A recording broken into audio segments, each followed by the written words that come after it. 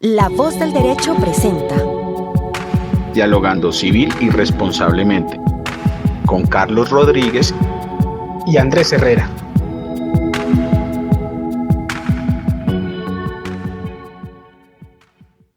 Muy buenos días a todos los oyentes de La Voz del Derecho. Les damos la bienvenida a nuestra segunda temporada, a nuestro programa Dialogando Civil y Responsablemente. Estamos muy contentos de continuar esta segunda temporada de la compañía de mi gran amigo y colega, el doctor Andrés Herrera. Andrés, ¿cómo está? Buenos días.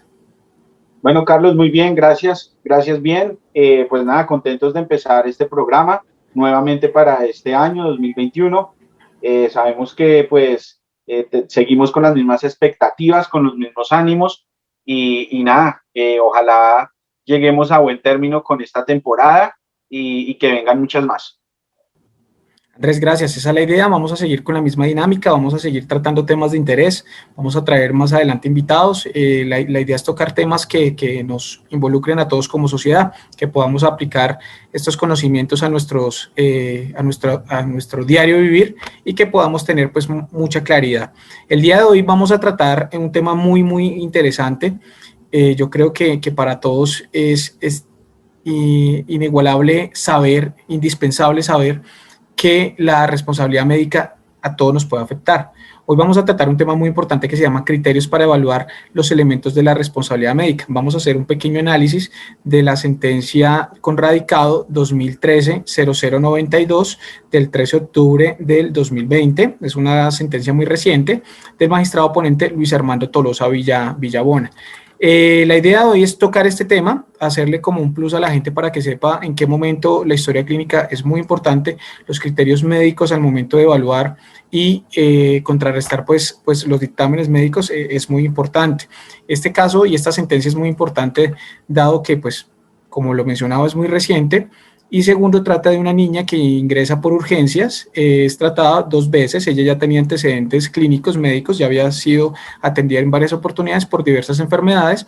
La primera vez que va al médico le dicen que está bien, que puede ser una gripa, la regresan a su casa, en horas de la madrugada la niña se empeora, su estado de salud empeora y tiene que asistir nuevamente. La madre en su momento, pues en su afán, manifiesta que la niña estaba botando bocaradas de sangre por la boca, tenía una fiebre más o menos de 40 grados centígrados y eso le llegó a afectar pues su estado de salud. Desafortunadamente, pues son casos que no nos gusta tratar, pero pues es la realidad del día a día. La niña fallece, entonces los médicos pues toman la decisión de dar su punto de vista, decir que no fueron los culpables, de que se le dio un dictamen apropiado y en la sentencia de casación, como vemos y todos los que somos abogados sabemos, no vamos a aportar hechos nuevos, no vamos a cambiar nada porque ya en primera y en segunda instancia se tuvo la oportunidad de aportar estos hechos. Aquí lo que se quiere mostrar es en qué momento hubo el fallo, en qué momento la negligencia de los médicos pues conllevaron al fallecimiento de la niña, pero pues aquí al final les diremos si la sentencia casa o no casa. Andrés, ¿usted qué opina de este tema? Sí, Carlos, frente a la sentencia que usted acaba de hacer mención, hay que manifestar unos hechos relevantes y el primero de ellos es que la madre de esta menor lactante manifiesta un hecho que no llegó a ser probado. ¿Qué indica la madre de la lactante? Ella indica que dentro del primer día de intervención, al introducir o retirar el catéter, no recuerdo en este momento, la madre manifiesta que en el brazo de la menor sale un líquido de pus, lo que para el abogado accionante, él quiere llegar a manifestar que ese hecho implica que hubo una infección o que la sepsis, que está vinculada dentro de la historia clínica, dentro del hospital, ¿sí? Que estaba atendiendo a esta menor. Sin embargo, cuando le dan esta salida, la historia clínica no queda ese registro, ¿sí? Por el contrario, se observan otras clases de atenciones que para el juez de primera instancia, la segunda instancia y pues para la Honorable Corte Suprema de Justicia Sala Civil, también queda demostrado que lo que consta ahí en esa historia clínica fue diligencia y un efectivo deber de cuidado, ¿sí? Ese hecho lastimosamente no podemos saber si es cierto o no, no se está aquí entrando a juzgar si lo que dice la madre de la lactante es verdad o no, pero pues no quedó demostrado. Posteriormente, cuando le dan esa salida, bien lo manifestó usted, se le da otra clase de atenciones en otros centros hospitalarios a esta menor, ¿cierto? Y pues no se sabe en cuál de esos centros de atención fue donde se obtiene o esta menor eh, queda con esa sepsis nasocomial, ¿sí? No se puede saber en cuál de ellas y pues por el contrario sí queda un buen registro de la historia clínica en el primer centro hospitalario que atendió a esta menor, ¿sí? Se observa que hubo una diligencia y un cuidado por parte del personal médico. Lo que nos llama la atención acá, Carlos, y quiero ser enfático en ese punto, y es lo siguiente. Me parece un buen ejercicio de esta honorable corte en el sentido de indicar que no solamente en los casos de responsabilidad médica, no solamente debemos analizar pues la conducta antijurídica que sabemos, ¿sí? Eh, si hubo culpa, ¿sí? Es decir, si hubo una impericia, una negligencia, ¿sí? No solamente ese criterio, si hubo un daño y si hubo un nexo. Aquí la Corte manifiesta, yo le agrego a los casos de responsabilidad médica un elemento de más, y es que la parte accionante tiene que entrar a desvirtuar el principio de beneficencia y no malevolencia, ¿sí? O no maledicencia. Entonces, ¿qué implica esto? Esos principios hablan de que los médicos, igual que nosotros los abogados, tienen que tener una conducta ética. ¿Qué es el principio de beneficencia? Pues evitar cualquier daño o complicar la situación del paciente, ¿sí?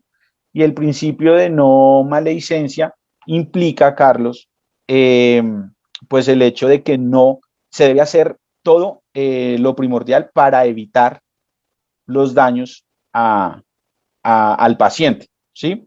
Entonces, me parece interesante porque antes de analizar una conducta antijurídica, la culpa, el daño y el nexo, en los casos de responsabilidad médica ya se exige que se mire la conducta ética del médico. Y esto sí me parece interesante, Carlos, porque digamos que se está teniendo una cultura al análisis de la responsabilidad médica, no solamente los elementos probatorios, sino que se están basando mucho en el tema de la lex artis, del consentimiento informado, que si se llega a observar cualquier vulneración a estos elementos, a la lex artis o a un consentimiento informado, pues ya se puede endilgar una responsabilidad al personal médico, lo cual es correcto, ¿sí? Sin embargo, me parece interesante que la Corte está diciendo, ojo, hay que analizar la conducta ética del médico porque es que ellos se guían por unos principios y es el evitar los daños, ¿cierto? Evitar los daños y no complicar la situación del paciente. Entonces, esto es interesante en el sentido de que, oiga, no solamente hay que mirar si se generó el daño, si se causó, sino que yo tengo que entrar a analizar cuál fue el motivo, cuál fue lo que impulsó o lo que llevó al personal médico a efectuar dicha conducta. Yo me remito a esto para de pronto ser un poco más claro y más específico, Carlos. Viendo en algún momento una serie médica, eh, hay momentos, Carlos, en los que los médicos tienen que entrar a tomar decisiones pasando en algunos momentos por procedimientos ya establecidos, es decir, lex artis, o por la misma voluntad y decisión del paciente, hablando del consentimiento informado. En un caso en donde por cuestiones religiosas, pues el paciente no había dado su consentimiento para un procedimiento médico, ¿sí? Y sin embargo, en esa serie se logra vislumbrar que el médico tiene un choque en su mente de raciocinio, de un juicio de, oiga, pero es que si no lo hago, este paciente va a tener una complicación médica a futuro, pero si yo lo hago ya, voy a salvar la vida de ese paciente. Y ahí es donde entra ese principio de beneficencia y no maledicencia, ¿sí? Es si esa decisión ética va a ser en pro del beneficio del paciente, saltándome tal vez lex artis y saltándome tal vez un consentimiento informado. Entonces, me parece interesante ese ejercicio porque no es como a rajatabla como lastimosamente se ha venido generando de un tiempo para acá, y es si violó lex artis y si violó consentimiento informado, entonces hay responsabilidad. Entonces me parece un buen ejercicio de la Corte, que hay que entrar a mirar y a desvirtuar cuál fue la intención del médico. Ahora, no estoy diciendo que no se analice la culpa, es decir, que no se analice si hubo una negligencia, una impericia o una imprudencia. No, no estoy diciendo eso. Lo que quiero decir es que esos elementos tienen que entrarse a analizar, ¿sí? Si hubo una culpa, es decir, una imprudencia, una negligencia o una impericia, pues obviamente debe haber una responsabilidad si se causa un daño y hay un nexo entre esa culpa y el daño, ¿sí? Pero lo importante es que ya se le impone una carga al accionante y es, oiga, usted ya analizó por qué el médico tomó esa decisión, ya revisó usted la historia clínica para determinar eso, qué fue lo que sucede en el caso en concreto. La Corte dice, mire, yo analizo las historias clínicas y evidencio es un actuar diligente, porque dentro del historial clínico hay una demora que también manifiesta la madre, y es que pasó un tiempo sin que se le brindara una atención. Y la Corte dice, oiga, es que en ese tiempo que usted dice que no se le brindó atención, resulta que el médico tratante la dejó en observación, le hicieron una endoscopia. Entonces, no hubo una negligencia, no se le hizo procedimientos porque estaba en observación. ¿Para qué era la observación, Carlos? Pues para determinar si había un riesgo, si había de pronto una enfermedad, o para determinar cuál era el diagnóstico de esa menor lactante. No era porque la dejaron ahí 2 o 3 horas sin que nada pasara, sino porque se estaba en observación a ver qué era lo que sucedía con esa menor. Ese era el principio de ese actuar del médico. Oiga, yo la dejo en observación para poder llegar a determinar qué es lo que tiene. No es porque yo la dejé y fui negligente en dejarla ahí, sino quería determinar cuál era el estado médico de esa menor. Entonces me parece interesante que no solamente hay que mencionar violaciones al ex artis o violaciones al consentimiento informado, sino que hay que entrar a determinar pues la decisión ética del médico a la hora de su intervención. Esto no quiere decir, porque también se puede malinterpretar, Carlos, en el sentido de que muchas personas pueden decir, pues doctor, usted lo que está diciendo es que primero vayamos a un proceso disciplinario, ¿sí? Médico, y si allá hay responsabilidad, entonces vengo a demandar acá. No, no estoy diciendo eso porque son ramas jurídicas totalmente diferentes, ¿sí? Pueden haber casos, y he tenido conocimiento de casos, en donde puede haber responsabilidad disciplinaria, pero no responsabilidad civil, porque de pronto la conducta del médico no generó un daño, ¿sí? Simplemente, pues, su actuar médico no fue el correcto, pero por fortuna o suerte, pues al paciente no le pasó nada. Entonces, como no hubo daño, pues no hubo responsabilidad, pero sí hubo una responsabilidad disciplinaria, ¿sí?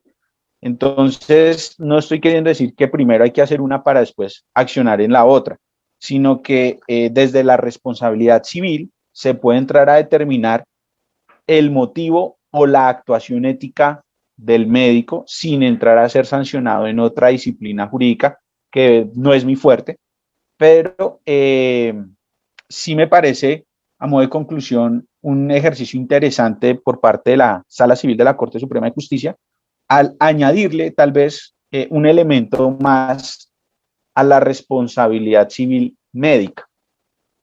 Y ese creo que es mi intervención, Carlos.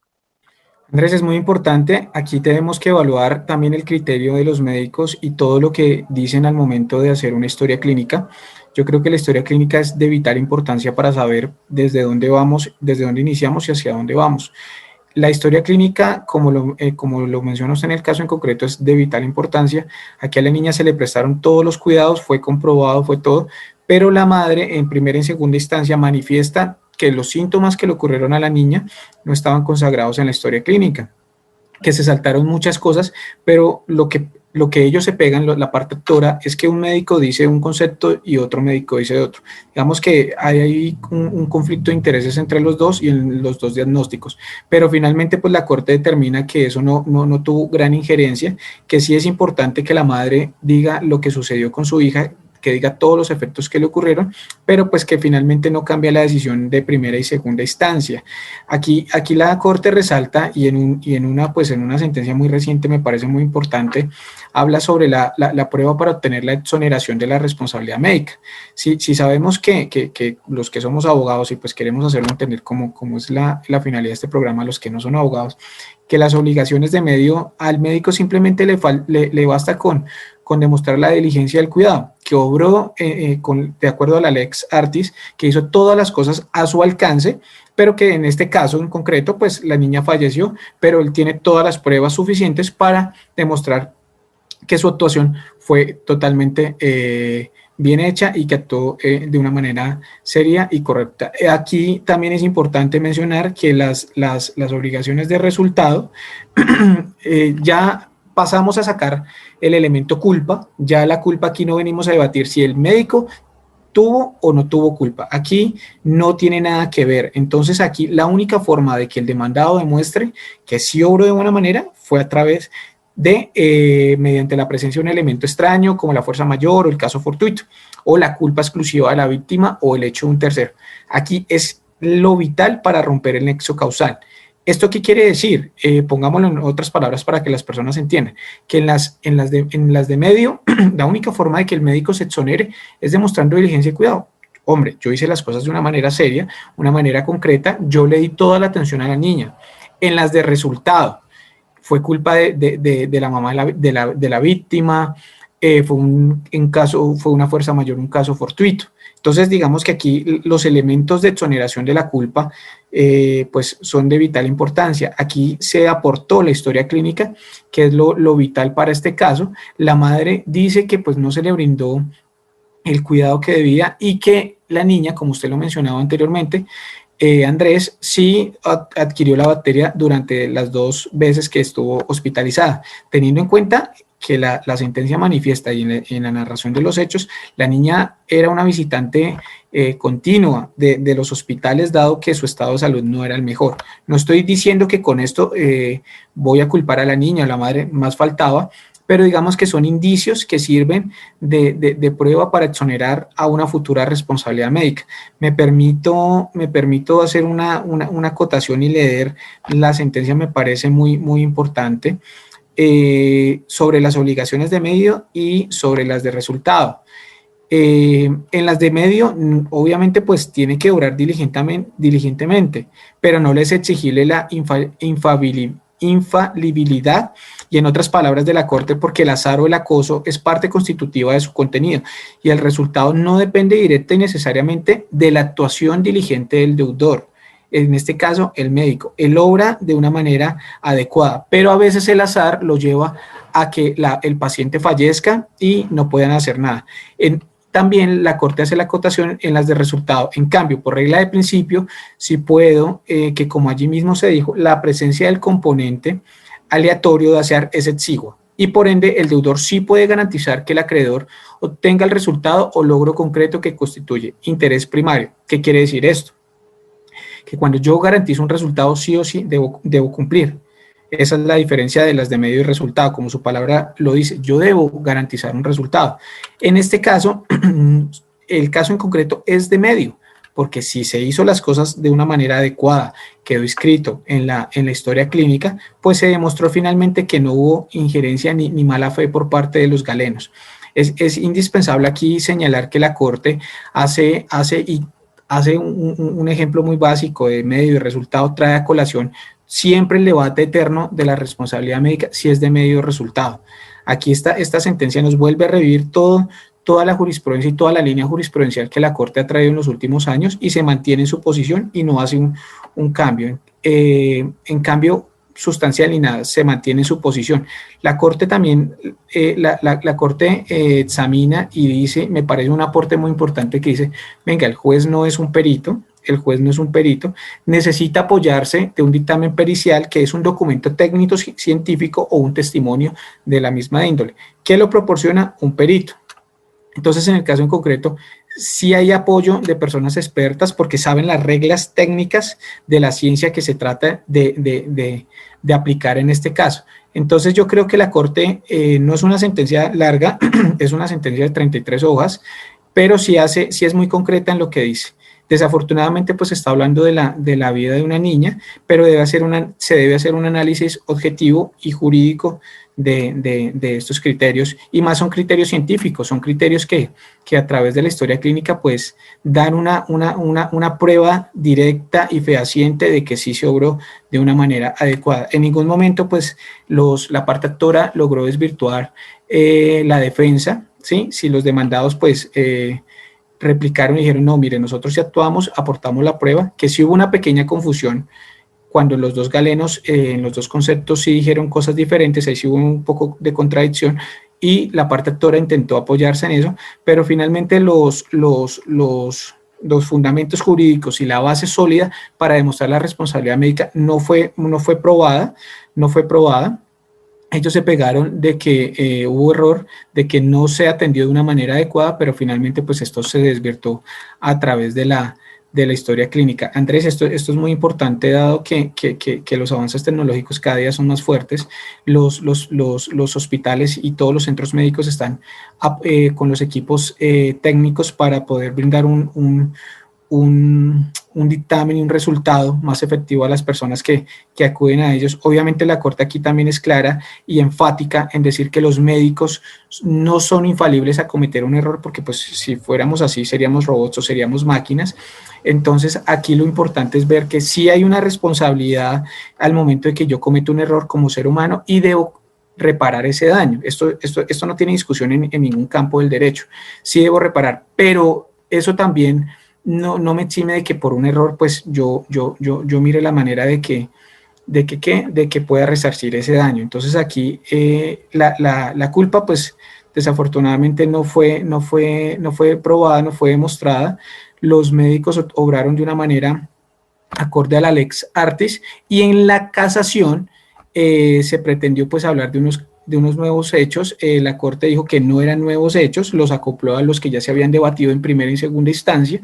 Entonces no se le dio mucha trascendencia a este punto. La Corte pues hace es como benevolente y pues lo revisa, pero pasa por encima de ese aporte de la parte actora, y se apoya mucho en las declaraciones de los dos médicos, del señor Ramos y el señor Palacios, donde ellos dicen que sí se obró de una manera adecuada, que sí se le dio una atención precisa y a tiempo, lo que la mamá en su afán, pues obviamente del dolor de madre, pues es entendible, quiso demostrar de que ellos se habían equivocado.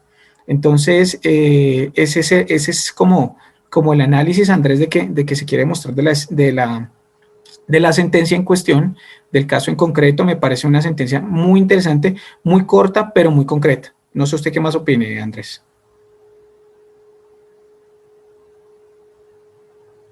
Sí, digamos que también lo más importante es que dentro de esos hechos, la sepsis que presentó esta lactante no se puede determinar en cuál centro hospitalario fue.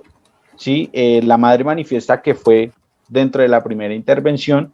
Sin embargo, por los antecedentes, que era una menor con varias complicaciones ya previamente a esa intervención, posteriormente a la primera salida, ya había sido atendida en otros centros hospitalarios, y tampoco pudo demostrar la parte accionante en cuál de esos momentos o en cuál de esos eventos se da esa sepsis. Sí, definitivamente es bueno el ejercicio que hace la Corte al dar claridad frente al tema de las obligaciones de medio, las obligaciones de resultado, es decir, si estamos en presencia de una responsabilidad subjetiva o una responsabilidad objetiva. Pero quiero ser muy enfático, Carlos, y creo que el mensaje a que se lleve hoy los oyentes del programa es que es muy indispensable a la hora de entrar a demandar en casos de responsabilidad médica, primero lo que usted dice, tener previamente un peritaje técnico que permita determinar en dónde estuvo la culpa médica, ¿sí? En dónde estuvo, si fue en una violación del ex artis, si fue tal vez en una violación al consentimiento informado, que también hace parte de esa lex artis, si hubo una impericia, una negligencia, una imprudencia, ¿sí? Eso es indispensable y creo que no solamente en la responsabilidad médica, sino en cualquier clase de demanda de responsabilidad civil, aconsejo siempre tener un peritaje técnico y no hacer demandas por demandar, como sucedió en el caso en concreto, donde se hicieron mención a unos hechos que no fueron probados. Sino que a lo que quiero ser enfático es en el segundo elemento que menciona la Corte y es entrar a mirar esos principios de beneficencia y no maleficencia, ¿sí? Porque es entrar a analizar la decisión ética del médico, en donde no sucedió en este caso, pero creo que la Corte deja esa puerta abierta en el sentido de manifestar que pueden haber circunstancias en donde se pase por encima de una lex artis o se pase por encima de un consentimiento informado en pro de la salud y la vida del paciente. Entonces, me parece que eso es indispensable porque volvemos al mismo punto. Puede haber una mala conducta, pero tal vez no se generó el daño. O, como usted bien lo dijo, en la responsabilidad subjetiva hay un elemento incierto que es el azar, y en esa virtud del azar es donde se puede generar ese daño, ¿sí? Entonces, no solamente basta con demostrar eso, sino que, oiga, entremos a analizar qué motivó al médico, qué motivó al personal a hacer esa actuación. Sí, lastimosamente falleció, pero es que el médico dio el 100% en su técnica para salvar, pero es que violó, tal vez hizo un procedimiento que no competía y era el procedimiento A, pero el médico hizo el B, ¿sí? Oiga, pero ¿por qué tomó la decisión del B? Ah, porque pensé que las probabilidades de salvarle la vida eran más del 50, el 60, el 70%, pero estuvo ese azar del 20% en donde el paciente sufre el daño. Entonces, me parece muy interesante el mensaje que hace la Corte, deja una puerta abierta y creo que añade a la hora de analizar los elementos de responsabilidad civil médica y es lo y entonces me parece que ese es el mensaje que nos da a endilgar responsabilidades al personal médico. Bien lo dice usted, los jueces no son peritos, no son técnicos en la materia, los abogados tampoco, porque pues estudiamos otras ciencias, pero me parece interesante el aporte que usted hace, y yo creo que es recomendárselo a todos, y oigan, no hagan demandas sin tener entrada o de manera previa nos permita aumentar las probabilidades de endilgar una responsabilidad. Entonces, pues creo que ese es el mensaje. Y pues nada, Carlos, creo que hizo un buen ejercicio la Corte al efectuar ese análisis en ese caso en concreto. Totalmente de acuerdo, Andrés. Aquí lo importante es no presentar demandas por presentar.